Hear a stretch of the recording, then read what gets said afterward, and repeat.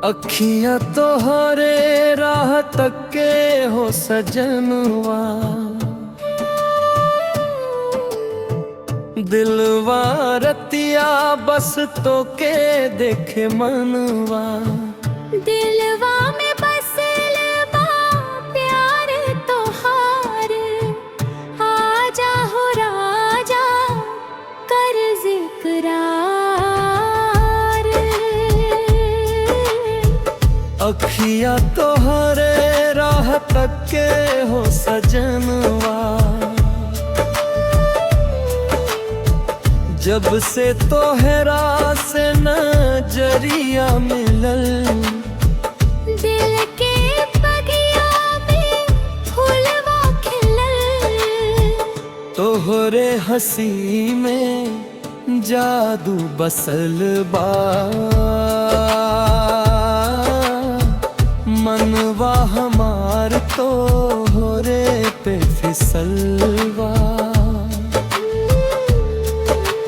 रात भर सपना में तू आवस, धीरे धीरे दिलवा बहकावस। चांद भी लागे फीका फीका, तोहरे आगे दुनिया फीका। अखियां तोहरे राह तके हो सजनवा, तोहरे बिना सुना लागे मनवा।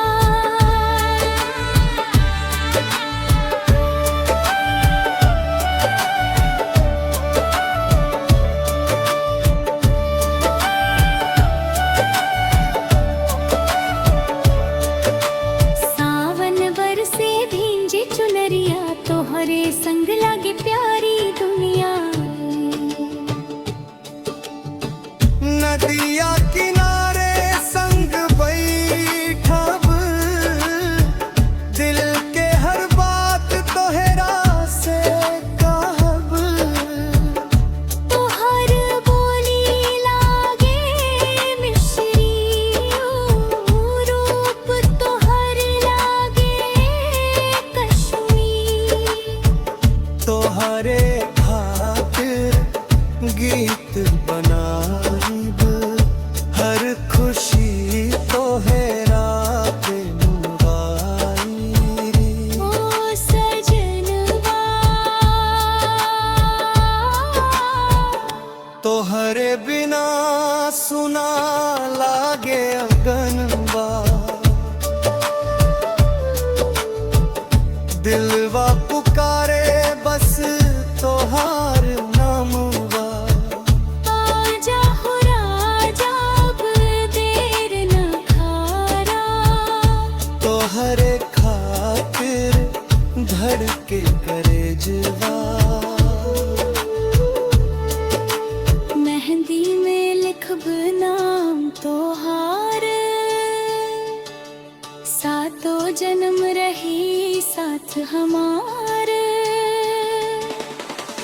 मांग में भरी है प्यार के सिंधु, रौरा बिना जीवन अधूरू। गाँव के मेला घूमे चली, हाथ पकड़ के संग संग चली। तोहरे साथ हर खुशी पाई, रौरा बिना कुछो ना भाई।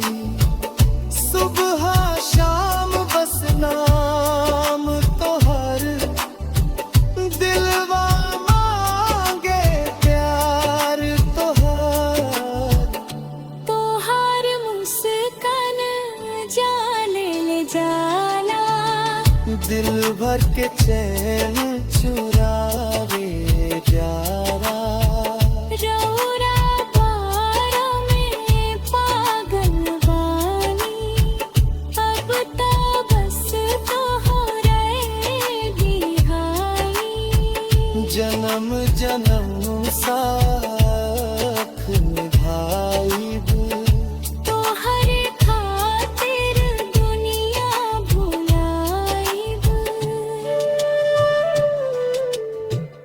अखिया तोहरे राह तके हो सजनवा। ई गाना अगर पसंद आइल होखे था अगला गाना सुनने खातिर लाइक और सब्सक्राइब जरूर करी। साथे कमेंट करके बताई कि गाना कैसन लागल।